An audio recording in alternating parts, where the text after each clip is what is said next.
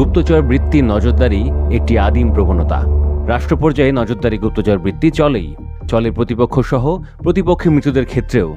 Japan এবার অভিযোগ করেছে গত মঙ্গলবার একটি রুশ নজরদারি বিমান তার আকাশসীমায় প্রবেশ করেছে, লঙ্ঘন করেছে আন্তর্জাতিক আইন। মার্কিন সাপ্তাহিক সংবাদ মাধ্যম নিউজউইক এ বিষয়ে প্রতিবেদন প্রকাশ করেছে। বিস্তারিত জানতে রুশ ও জাপানের প্রতিরক্ষা মন্ত্রণালয়ে ইমেলও করেছে নিউজউইক। ঘটনা সত্যি হলে রুশ ওই নজরদারি বিমান জাপানের যে এলাকায় উঁকি মেরেছে ওটা মূলত জাপানের শেকড় গাড়া মার্কিন মহল। 52,000 সেনা সংবলিত 100টি মার্কিন সামরিক ঘাঁটি জাপানে বর্তমানে রয়েছে। জাপানের প্রতিরক্ষা মন্ত্রণালয়ের অভিযোগ, রাশিয়া ও চীন যৌথভাবে জাপানে অনুপ্রবেশের চেষ্টা করছে, বিশেষ করে জাপানের উত্তরাঞ্চলের রেবুন দ্বীপে। জাপানের চিফ অব স্টাফ জানিয়েছেন, জাপানের প্রতিরক্ষা মন্ত্রণালয় গত মঙ্গলবার জাপান সাগরে একটি রুশ বিমান ইলুসিন 238 শনাক্ত করেছে। সেটিকে ভূপাতিত করতে তাৎক্ষণিকভাবে যুদ্ধবিমান পাঠায় জাপান।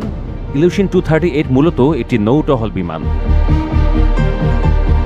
জাপানি সামরিক ওই কর্মকর্তা দাবি করেন, তাদের বিমান চলাচল ম্যাপ অনুযায়ী এটি ইলুসিন 238 জাপানের পশ্চিম উপকূলে জাপানি আকাশ প্রতিরক্ষা ব্যবস্থা অঞ্চলে চক্কর দিচ্ছিল।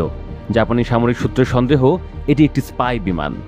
আলাদা একটি বিবৃতিতে বুধবার জাপানের প্রতিরক্ষা মন্ত্রণালয় জানিয়েছে, দেশটির দক্ষিণ পশ্চিমের গোতো দ্বীপের 200 মাইল পশ্চিমে সুশিমা প্রণালীতে একটি দাকাই শ্রেণীর উদ্ধারকারী সাবমেরিন শনাক্ত করা হয়েছে। সাবমেরিনটি চীনের। জাপানের প্রতিরক্ষা মন্ত্রণালয় জুলাইয়ের শুরুতে একটি শ্বেতপত্র প্রকাশ করে। সেখানে উল্লেখ করা হয়, রাশিয়া অব্যাহতভাবে জাপান ও আশপাশের এলাকায় নিজের উল্লেখযোগ্য সমরাস্ত্র দিয়ে সামরিক তৎপরতা চালাচ্ছে। শ্বেতপত্রে এও উল্লেখ করা হয়, রাশিয়া ও চীন মিলে এশিয়ার প্রশান্ত মহাসাগর অঞ্চলে নিরাপত্তার ঘোর সংকট তৈরি করছে।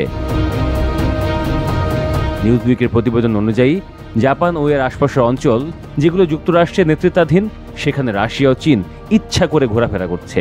জাপানের জয়েন্ট স্টাফের ভাষ্য, দেশের স্বাধীনতা, সার্বভৌমত্ব ও জনগণের জানমাল রক্ষায় প্রতিদিন ওইসব উস্কানির উপযুক্ত জবাব দেয়া হবে।